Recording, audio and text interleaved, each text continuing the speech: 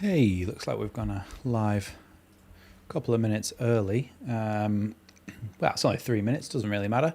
We'll set a little super chat goal. Welcome to anybody who's here already. Looks like we've only got one person, to be fair. But yes, I'm just setting a super chat goal.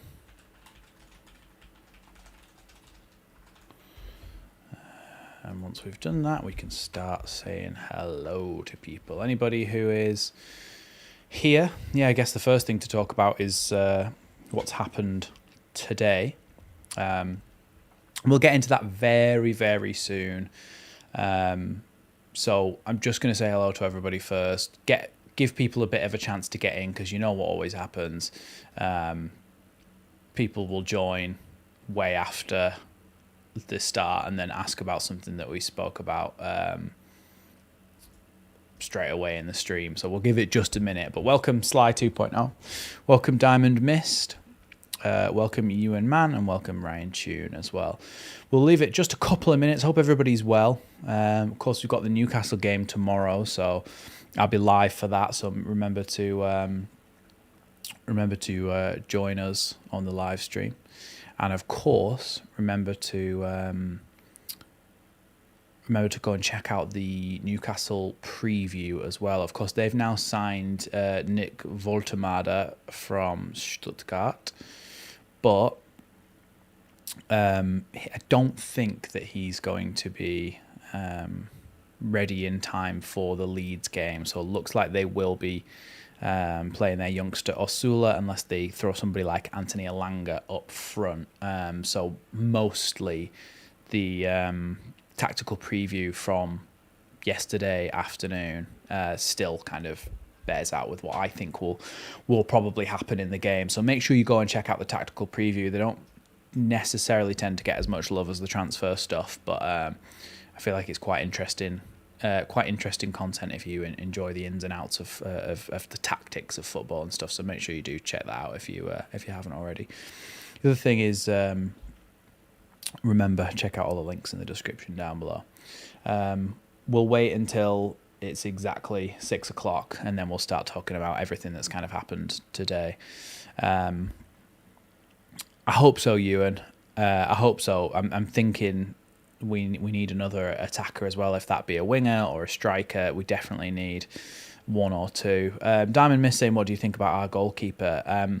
Look, he's not the best with his feet, but that's not why we bought him, and we knew that he wasn't the best with his feet. So we can't blame him too much for that.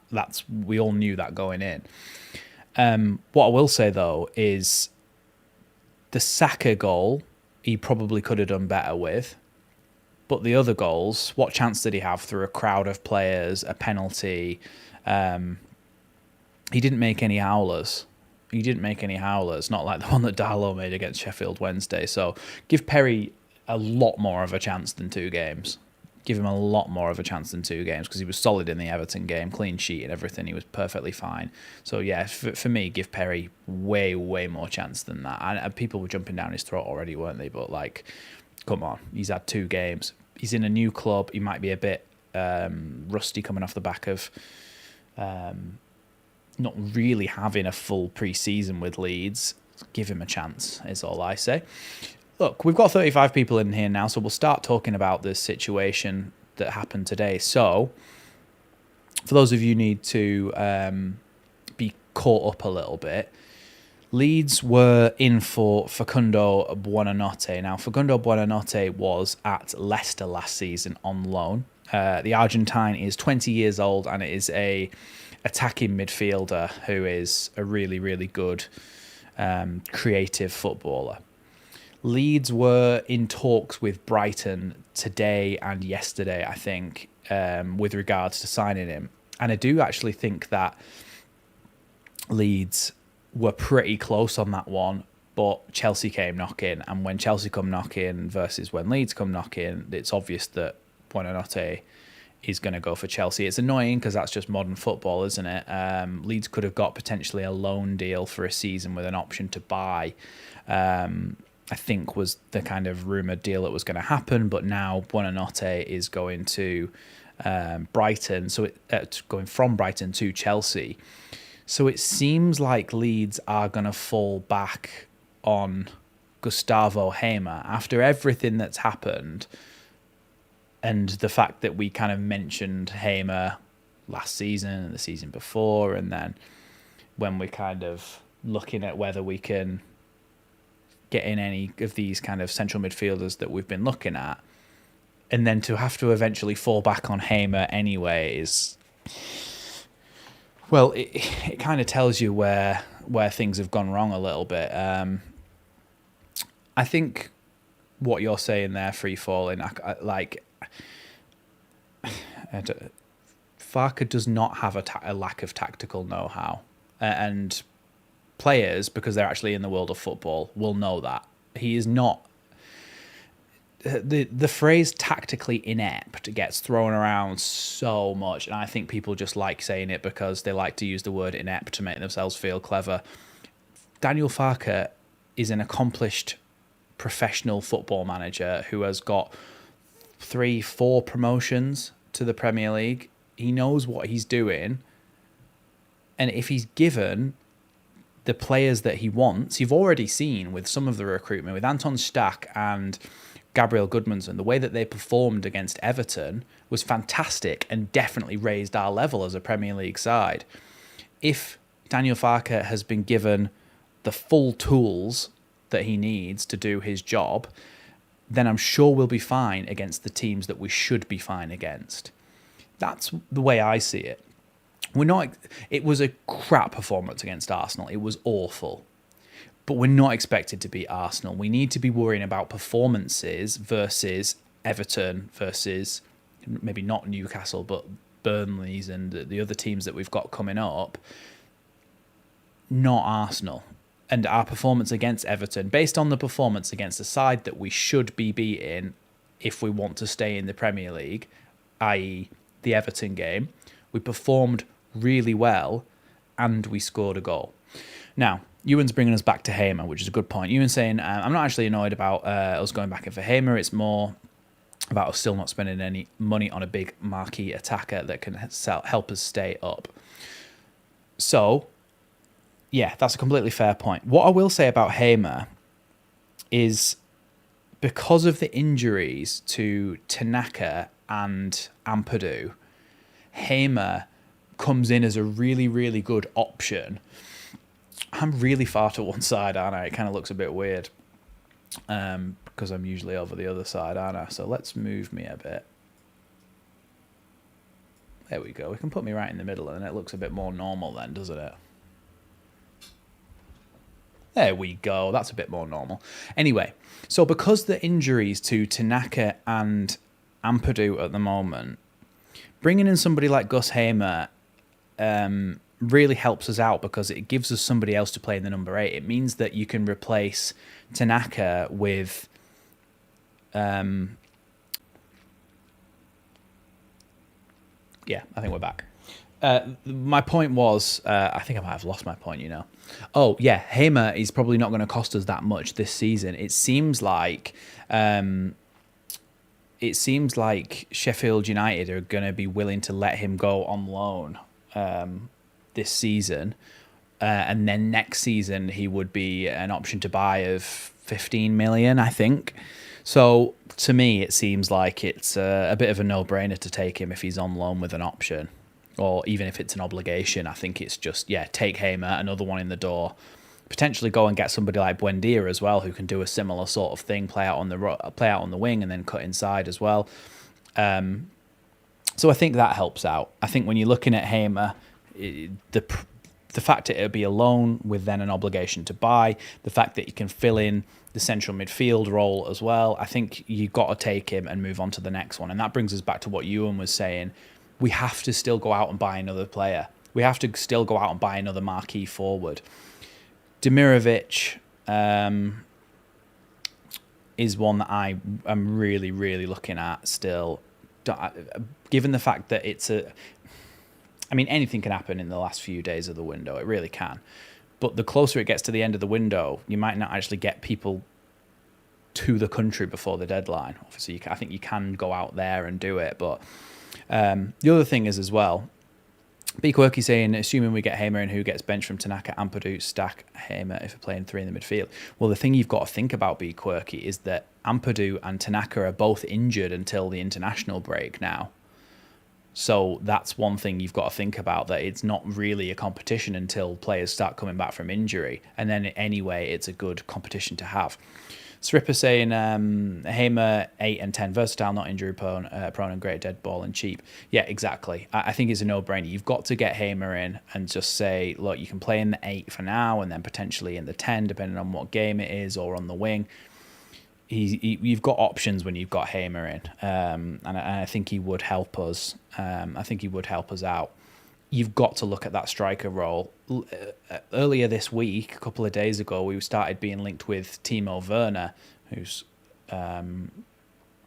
who hasn't ever particularly cut it in the Premier League, and I also think that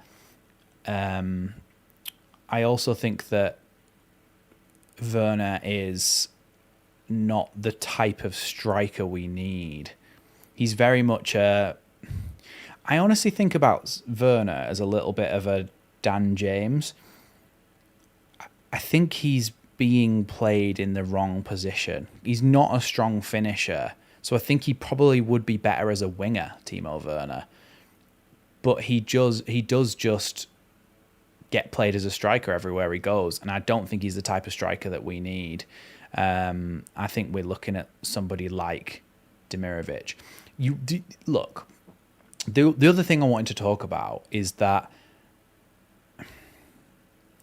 it's difficult because he is DCL, somebody who got himself into really, really good positions in that game.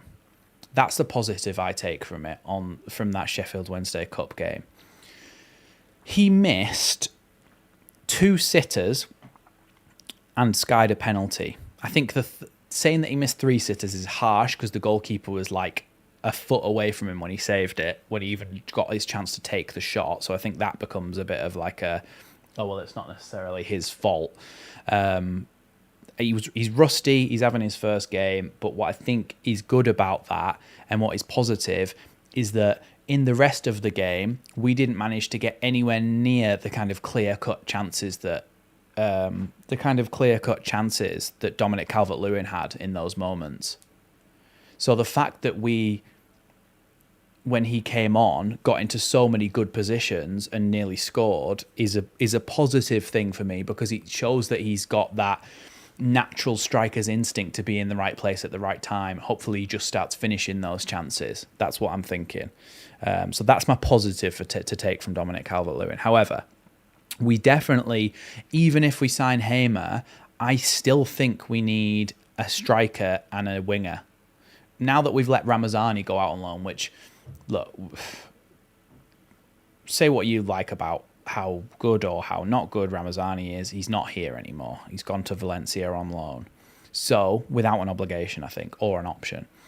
So, I think we've got to bring in another winger, potentially, or at least somebody who could play in the winger or the striker, etc. And you've got to bring in a striker. You've got to bring in another striker, I think, because even if Dominic Calvert-Lewin is firing fit and is firing and scores some goals, there's no guarantee that he stays fit. There's no guarantee that Mecha stays fit, and then you're left with just Peru, who I think Peru is good, and there's been an overreaction to Peru at the moment. I think he's good in certain scenarios, but he's not good in all scenarios. Not a versatile forward. You can't play Joel Peru as your striker for a full Premier League season. I think he was really good against Everton when we were dominant in possession. Have we been linked to Orsolini, Sripper? I'm not sure whether I maybe saw something the other week, but I'm not sure there was much in it. I don't think it was a particularly reliable source. But yeah, so when we're kind of looking at these players, if you can get Hamer in, and then you can get another winger slash... The thing is as well, you need a different kind of winger. And Bilal El Khanous was a little bit of a winger like... I've heard about Orsolini. I don't know a massive amount about him. Sripper, to be honest, until I kind of do the research on the players. I know who he is. I just don't particularly know whether he'd be good for Leeds or not without doing some more research. But yeah, Joel Peru is really good in a team that is dominant in possession and dropping in between the lines and picking out balls to his teammates and things like that. He's not good when you're against the big teams who are going to dominate you. He just doesn't get a touch of the ball, and that's why you need somebody who's going to go hunting for it and like muscle people off the ball, like Mecha or DCL, etc. So that's one thing. Who's on the thumbnail of this? Honestly, the transfers changed so much that I have to even look who's on the thumbnail. Oh yeah, so we were linked to Jota Silva as well, who seems like he may be going to Sporting Lisbon, but we've been linked to Jota Silva from Forest. So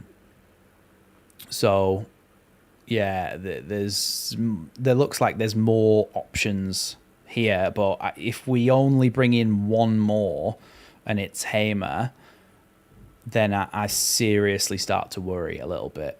But you've also got to think, we've got to give it a bit of time in terms of actual games. Like, what we're looking like after 10 games, what we're looking like in January. Can we spend in January to bolster the squad and try and save it in the second half of the season? Obviously, it's not ideal, but that's what you're kind of looking at here. So for me, I'm hoping that Hamer comes in and then we bring in at least one more and an attacking player, and it's got to be a striker.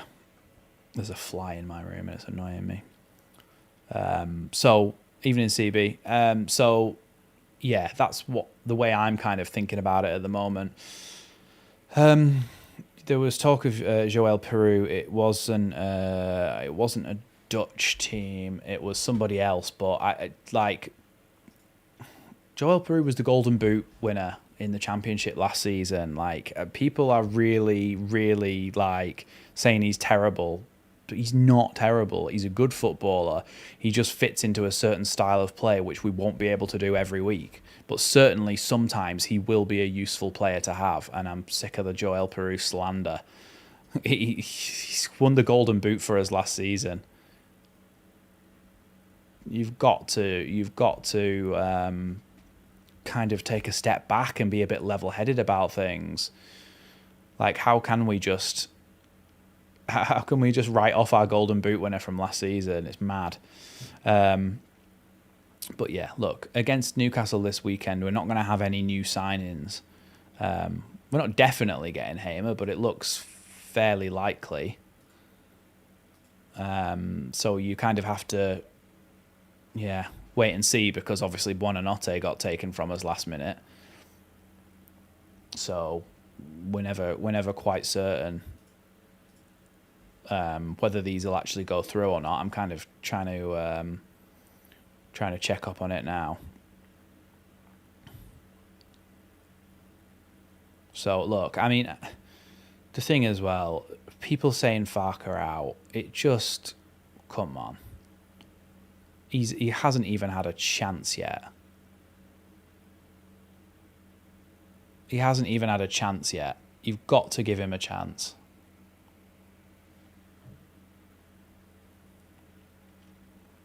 But yeah, Buonanotte has gone to Chelsea instead of Leeds, and now Leeds are looking to potentially fall back on Gustavo Hamer, which, like I said, it fills a couple of roles. It fills that central midfield role.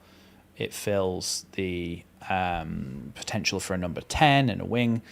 So Hamer certainly fits the bill for a player that we need, and he still put out decent numbers in a relegation side for Sheffield United. So we also need to look at strikers and obviously and attackers. And so Delane Bakwa is another one that we were linked with, but now potentially he might be going to Forest or another Premier League side. No, that's not the same thing though, is it? Free falling, because Jesse Marsh didn't get us promoted from the Championship and have wasn't our manager for 2 years before we gave him a chance. It was a bad decision to bring Jesse Marsch in general, but we were already in the Premier League and he was there to try and save us. He just kept us up and then we kept him on. It's a completely different set of circumstances. But Jota Silva, Delaney Bakwa, who probably looks like he's going to go somewhere else, TIMO Werner, Demirovic, they're all the kind of links that are floating around at the moment. But what I will say is if we don't get anyone other than Gus Hamer, we are really, really going to struggle. We really, really are going to struggle here. So I'm just really hoping that we can get some more in across the line, because at the moment it's not looking great. It isn't looking great, and even I have to admit that, because I'm always pretty much level-headed, aren't I? But it just has to happen. We've got to get more players in. We really do. Just looking through Twitter and stuff, it doesn't seem like a massive amount. Tottenham have signed Xavi Simons, who is probably on the level or a better signing than Eze to Arsenal. So that's a huge signing for them, and I think they'll do really, really well this season. But yeah, I mean, let's have a little look then at Hamer. Hamer Premier League stats. He was only up there for one season. Okay, so yeah, here you go. It's perfect. Hey, he's the same age as me, Gustavo Hamer. Couple of months older. So Gus Hamer then, when we're talking about how good he is as a Premier League player, 36 appearances, of which 38 appearances. So we played every single game in the Premier League, which is good for his kind of fitness levels for Gus Hamer in 2023-2024. And only 2 of them were off the bench. He got 10 goal contributions, consisting of 4 goals and 6 assists. Touches in the opposition box, 48. Crosses completed, 21. So obviously he's not out wide that much, but his cross completion rate is 38%. Pass completion rate is 74%, but that's 982 passes. But some of those were long passes, as in trying to play forward balls as well. And that's 124 forward, like long passes, 34% completion rate. So Jules won 90, aerials won 6, so not great in the air, but in terms of kind of tackling, intercepting, and then playing balls forward, you can't ask for much more in a newly promoted signing than somebody like Gus Hamer. It's not always necessarily about the money, Quirky, but I can see what you mean. So Quirky's question, are you concerned the average spend per player has been 10 mil, not exactly shooting for the stars? Yeah, and that's to Ewan's point. Price isn't always the indicator, is it? Because let's have a look at Granit Xhaka. So Granit Xhaka, very, very good signing for Sunderland.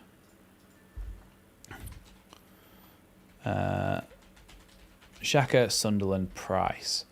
Oh no, to be fair, 17 million. So yeah, that's not a good point from me then. I need to pick somebody else. But basically, somebody like Anton Stack, we got very, very good value for Anton Stack to get him for that much. Then you've got to have a look at Gabriel Goodmanson, who, that's the thing, right? And I think it's the thing about our recruitment last time we came up. It wasn't necessarily players who perfectly fit the system. And do you know what? The perfect example this season of a signing that it hasn't cost us very much at all, and you go, oh, well, that's not ambitious. You've only spent 7 million on Goodmanson.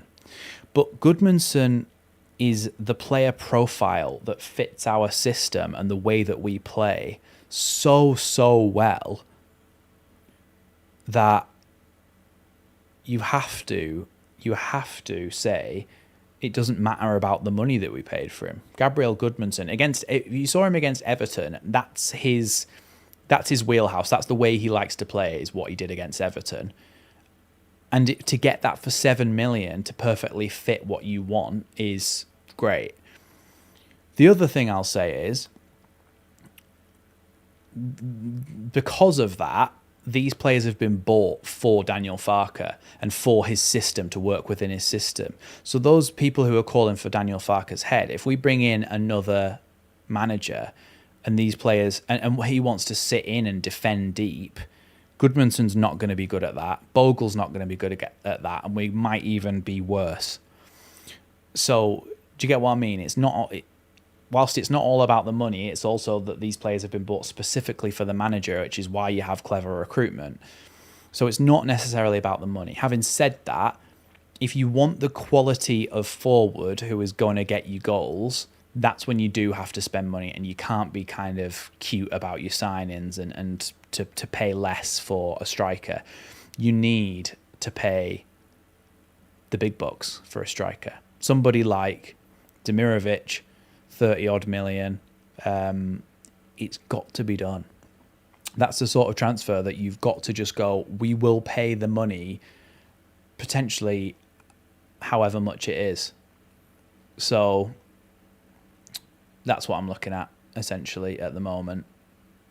Go and get a striker. The striker is the marquee signing. You have to spend the money. You have to spend big. Emiliano Martinez is still looking for a new club. Let's sign him, Leeds.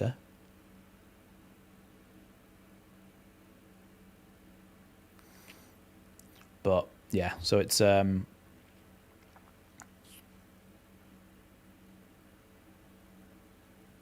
it's a difficult one, really. It really is, because we've got to get signings in the last couple of days. We really do. And if we don't,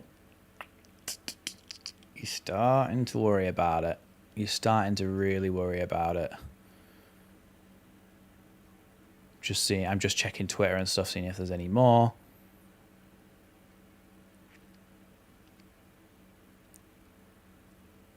See if there's any more signings.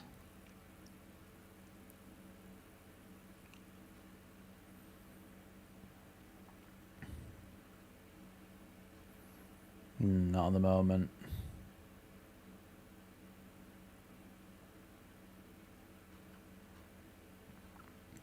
Not even any rumours, to be honest.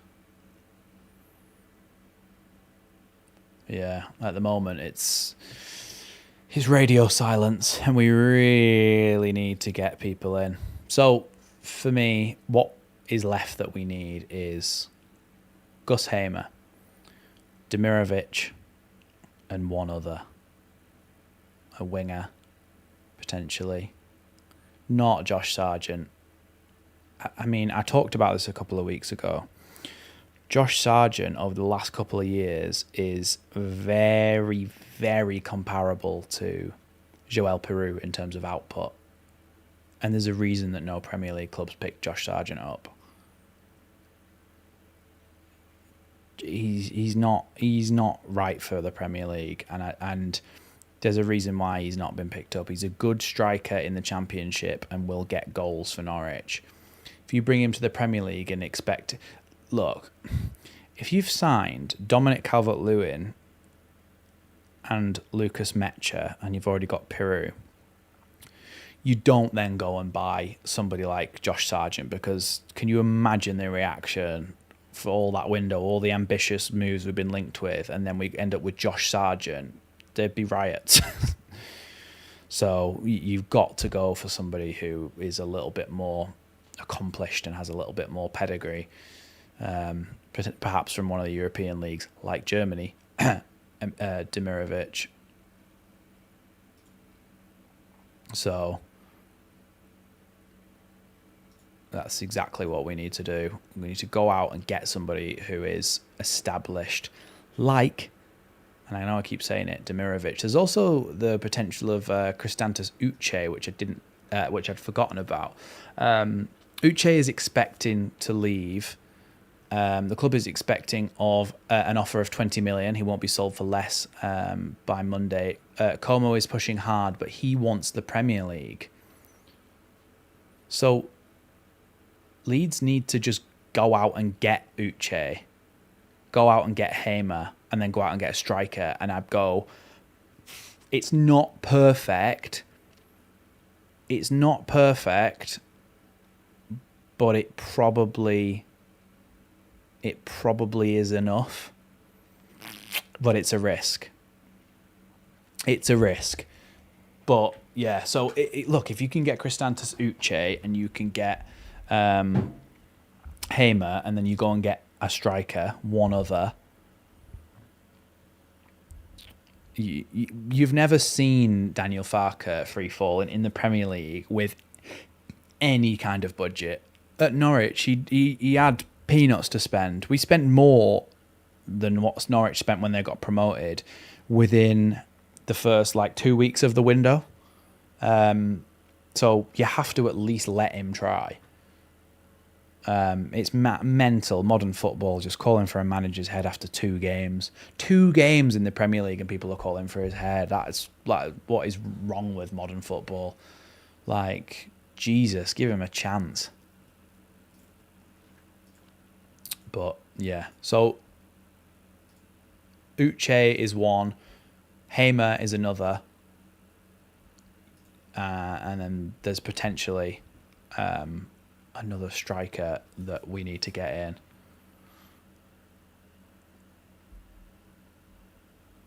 And there's a talk of Jota Silva as well, but I don't know much about Jota Silva.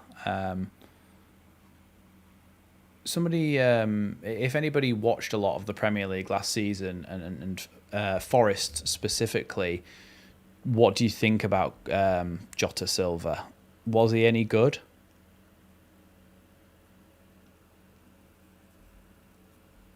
Because I don't really know particularly anything about him, unless he's already gone. Let me check, because sometimes that does happen to me, because there's so many moving parts.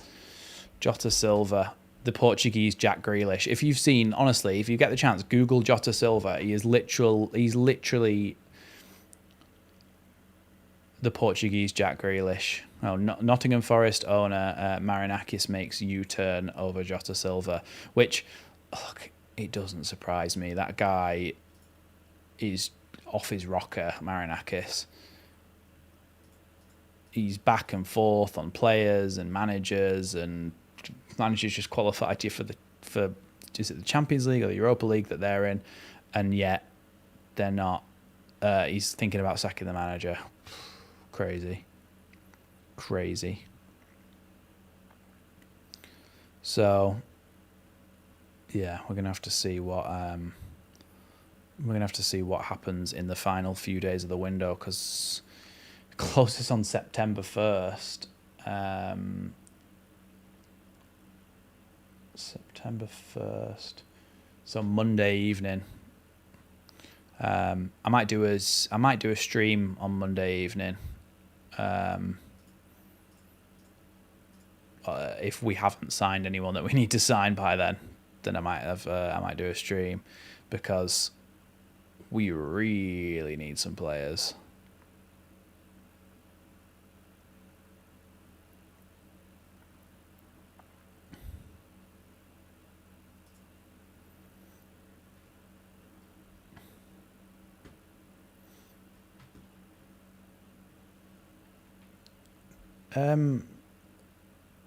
Free falling, I'm not betting with you, and especially not £100. It's not about who's right and who's wrong. It's about just give him a chance, because you've never even seen him with any kind of budget and you just judging him too soon. But yeah, so we've got to give him a chance, and we've got to get in the transfers that we need, which it'll be soon. If anything's going to happen, it's going to happen in the next 2 days. So obviously we're live for the game tomorrow as well, so if anything's happened by then, we can talk about that during the stream, and we can obviously have the game itself, the Newcastle game, what are people feeling about the Newcastle game then? Give some score predictions in the chat down below. It's at home. I say that we get a draw, a 1-1 draw. I'd be very, very happy with a 1-1 draw. Yeah, we should get... Look, if we can get Hamer to do his medical tomorrow morning and announce him after the game, he's only in Sheffield. He can probably stay in his house. There's no accommodation issues, anything like that. I'm nervous for the Newcastle game as well, but happy with the draw. 4 points after 3 games against Everton, Arsenal and Newcastle. You'd be like... You'd snap someone's hand off for that. You really would be like, oh yeah, that's perfect. Like, class. That's exactly what we need. So, yeah. Currently we sit 12th. So we'll have to wait and see what happens at the tomorrow. But for me, a point would be amazing. A 1-1 draw for me would be fantastic. Yeah, if you want to, Ewan, I talk about this in my tactical preview. So I talk about all the tactics and the way that Newcastle will play, the way that Leeds might play against them, and I talk about all the suspensions and injuries that they've got. So they've got apparently Shah is now kind of cleared, fit to play. Let me just go on downloads because I downloaded the video the other day. So Anthony Gordon is suspended for this game. Then you've got Alexander Isak, who isn't playing for Newcastle. Sandro Tonali ruled out with a shoulder injury, I think, and then Joe Linton also has a groin injury as well. So they've got 2 of their major midfielders and a winger out, but then we also have 2 of our major midfielders out as well. So it's not necessarily, it's not necessarily going to work like that. Evan Ferguson has gone to Roma. Liam Delap has only just been signed by Chelsea. Tieno Barry has only just been signed by Everton, so none of them can leave. And Brereton Diaz is trash. Well, he's not trash, but he's certainly not the answer to our Premier League striker problems. So it's not actually a few that would do. We need to spend fairly big. Sorry, free falling. I have seen him over the last 2 seasons. When things don't go right, he has no idea how to change the game. We've got... Hi, Smarty. Welcome, mate. There's... Over the last 2 seasons, we gained 190 points. And Daniel Farke had the most goals from substitutes out of any manager in the league. And you're telling me that he has no idea how to change the flow of the game when things aren't going right. He has the most goals from subs out of any manager in the Championship last season. So, like... Jesus, just give him a chance before just saying he's awful and you hate him. Like, give him a chance. Yeah, that's true, Quirky. Harvey Barnes' record against us is ludicrous. Shame he's not the one out. Yeah, Harvey Barnes against Leeds, it's just inevitable, isn't it? For Leicester, for when he went to West Brom, like, wherever he goes, he just seems to bend one in the top corner against us. So, yeah.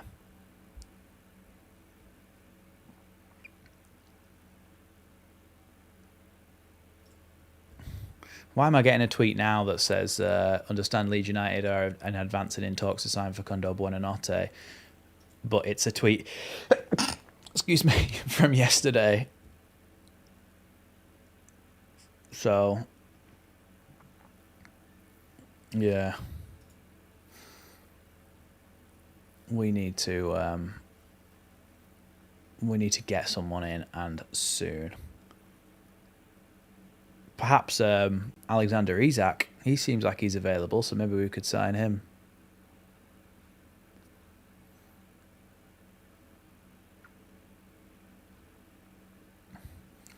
So obviously Patrick Bamford's gone this week as well.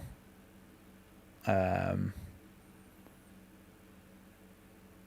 Bamford's gone this week again. So obviously we our one less striker, but we knew that he wasn't going to come in. He wasn't going to come into the squad at all and be part of the plans. Nipper saying, how do you think Perry will do? Yeah, I don't know yet, but you've got to give him a chance. He barely had a chance at any of those Arsenal strikes, other than perhaps the Saka one, which did come at him very, very quickly. But like, I still think he could have done better to lift up his shoulder even and block it. But the other ones, I don't think he had any chance with, really. Hi, Smarty saying, sorry if I'm a little late to the party, but what are your thoughts on him? A good addition. Or last chance saloon if it becomes an option. So that's the thing about Hamer, isn't it, Smarty? Because of the narrative that we were going to sign him last season or the season before, etc., and because it's been like a rolling on thing, when we then go and try and get him at the end of the window, it seems like it's a last chance thing, doesn't it? It seems like it's a last resort. However, we can't kind of deny that he improves us, especially with the injuries that we've got at the moment, the fact that Tanaka's out, the fact that Ampadu's out, the fact that Hamer could go in and sit in that number 8 role and set piece delivery, box to box, good tackling, interceptions and blocks, and ability to pass forward balls as well, is something that will massively help us out in the absence of Tanaka. And then obviously he's got the ability to play out wide as well if we need him to. Little bit of a different type of player to the wingers that we've got at the moment. A little bit more in the, not the same, but more in the mould of somebody like El Canouse, who could play in the 10 as well, but if they play on the wing, they kind of cut inside deep and they can play long balls out to the other wing or through to the striker, etc. So he fills a number of gaps that will help us out. Plus, from what we're hearing or from what I've seen, it looks like it's going to be a loan with the potential for a 10 to 15 million buyout clause. What's it called? Obligation to buy at the end of it. So for me, you've got to go and get him, because if you don't, and then you don't get anybody else, you're going to be really, really pissed off then. So if we can get him in and then we cover ourselves then, just in case we can't get another attacking mid/winger, we just cover ourselves a little bit, which also, incidentally, is genuinely what I think happened with Dominic Calvert-Lewin. I think Dominic Calvert-Lewin was supposed to be an insurance policy, in that he was basically like, if we can't get in a marquee signing of a striker, we'll bring in Calvert-Lewin and put him in the and put him in as basically, this guy's going to be it if we can't get anyone else. Smarty saying, judging him off his record for Sheffield United in the Prem, for me it's an easy hit and not a great deal of money, very capable of this level and fits Prem experience. Yeah, we just went through his statistics before in the Prem, and he's one of those where you can say, yeah, he's been a Premier League player because his team got promoted from the Championship and they went straight back down, which doesn't necessarily always mean that someone's any good. But because what we saw from Hamer was from a team that were really bad and got relegated, the fact that he got 4 goals and 6 assists, 10 goal contributions as a central midfielder, that's a really promising sign that he's able to cut it in the Premier League. It's not even just about Premier League experience, is it? It's just about whether you can cut it or not in the Premier League, and he's proven in that season that he was able to. And the other positive thing as well is he featured in all 38 games of that Premier League season for Sheffield United, 36 starting and 2 off the bench. So the fact that he fits that and will be fit pretty much the whole season is also a massive, massive bonus for Leeds as well. I'm just going to check here, because I made a video about Gus Hamer when we were first linked with him, and I kind of want to know how long ago it was.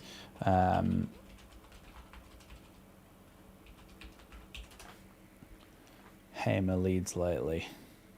I want to know how long ago it was. Because, here you go, 2 years ago. I wasn't even living here and I was in a completely different room.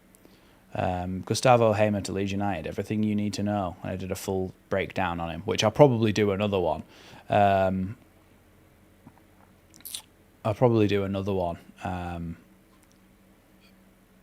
If we do sign him, so people get a bit of an updated idea of how he might play for us in the Premier League. But yeah, for me, Gus Hamer is someone who absolute no-brainer, and you've got to go out and get him. You really do. And there are like Mike Catt's saying, there's standouts, isn't there? There's always standouts, and hence the reason why. Excuse me. Let's have a drink of water quick.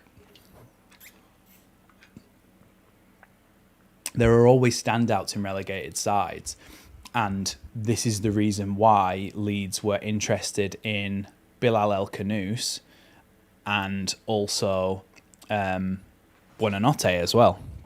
That's the reason why we're interested in both of them, because they performed well in a Leicester side that still got relegated and was very poor.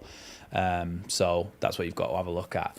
What I think is a bit mad as well, by the way, is that last season it took a while before any of the sides picked up any points. The fact that Leeds, Sunderland, and Burnley all have 3 points after 2 games is quite mad, to be fair. Wolves and West Ham look in a worrying position. Obviously, Newcastle were looking at Strand Larsen from Wolves, and that was going to cost them 60 or so million.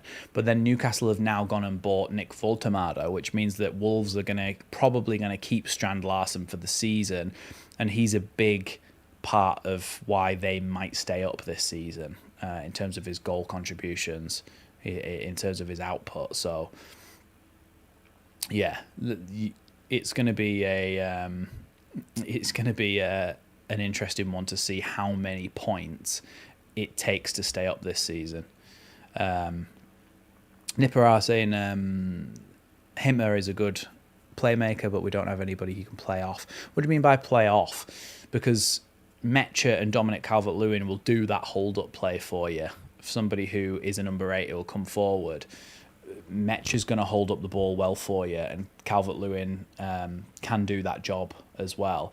Also, if you look at the Everton game, if you watch the Everton game back, you'll see how much Piroe was dropping in between the lines, and Tanaka would play the ball into his feet, or Ampadu or Stack would play the ball into his feet, and he'd give it them back, and then he'd go and he'd move, and he was creating so much space and opportunities for the wingers and the other midfielders to run that that's one of his best attributes, Piroe. So I think Hamer coming in would work well with Joel Piroe, and I think he'd also work well with people like Metcher and DCL as well. So I think Hamer's, get him in and then look to try to spend that money on a marquee winger or striker. For me, a striker is what we need. But a striker and a creative winger, I think we need 3 signings before the window's out, and we've got 2 days, which means that I don't think that we will.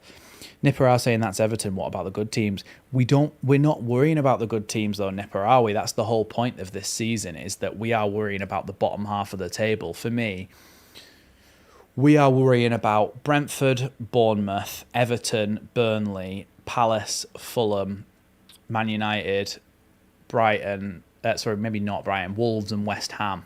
And we just need to be better than 3 of those teams.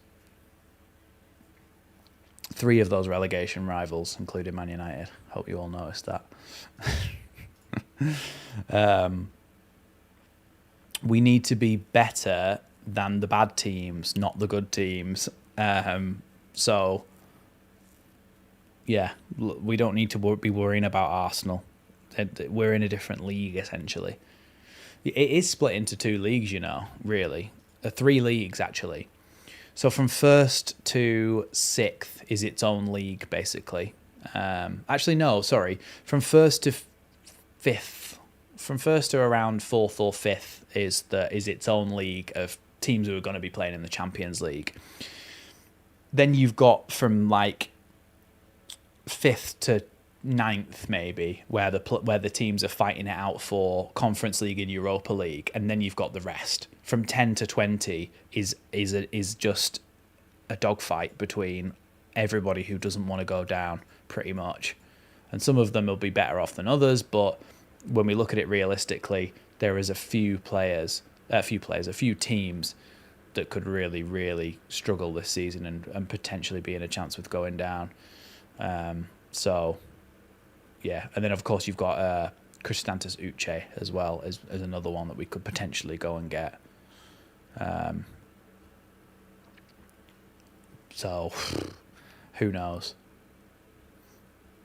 Who knows what it is going to be at the moment? So, yeah, we still need to go and put good performances in, and I believe that we will put better performances in against Newcastle, Forest, Villa, teams like that than we did against Arsenal, who are within that top group. I still think we need to try and be competitive against that second group. You know, the group that's got like Forest, Palace, Fulham, Villa, Brighton in it. We need to be extra competitive against them and hopefully get draws out of those games and get wins out of the games against the Burnleys, the Bournemouths, the Sunderlands, the Wolves, West Ham. That's what I'm saying. But yeah, look, that's kind of the way it is at the moment. We've gone for about 52 minutes here. If anybody's got any extra questions, please let me know. Of course, like I said, we are live for the game tomorrow, so come back here at 5:15, because that's when we'll be going live. 5:15 on the channel tomorrow, and that'll give us a chance to have a little bit of a chat about transfers and then go into the other game as well. No, see, free falling, you're rewriting history there. We played really well against Everton. We played really good attacking football. We didn't manage to put one in the back of the net, but we had chances. The penalty, is what we needed to win the game, but we deserved to win that game based on merit and based on the fact that Dominic Calvert-Lewin against Sheffield Wednesday, yes, granted it's Sheffield Wednesday. I mean, we still lost to them, but granted it's Sheffield Wednesday. He got 3 chances. Yes, he fluffed his lines. He was really poor in his finishing. But the fact that he got 3 chances in the time that he was on is showing that he's getting into completely different areas than where Joel Piroe is getting into. So if you play Dominic Calvert-Lewin and you get in those chances, there's more probably likelihood that you are going to score some goals from that. So that's the way I'm looking at it. But look, I'm choosing to be positive because being negative doesn't impact the way that Leeds United play. It doesn't change anything. All it does is make you feel a bit more miserable and a bit more anxious about the whole thing. So if you just choose to be positive and choose to see the good in what we've done so far, you'll feel better and it won't affect it. Whether you're happy or sad about Leeds, it won't affect what's actually going to happen on the pitch or what transfers we bring in or anything. So just choose to be positive instead of being pessimistic. Just choose to be positive and to be optimistic because it doesn't hurt anyone. But yeah, so Newcastle tomorrow, 5:15. Come and join me on the channel for that one. Of course, if any transfer news happens as well, there'll be videos, live streams, all that sort of thing. And of course, the window ends in 2 days. So something's going to happen very, very soon. So we have to, really. So I think probably going to end it there. Thanks for watching, everybody. Like I said, join me tomorrow night. If you want to check out any of the links in the description, that would massively help me out. The Champions Again Ole Ole prints are on sale at the moment. They're just $9.99 each.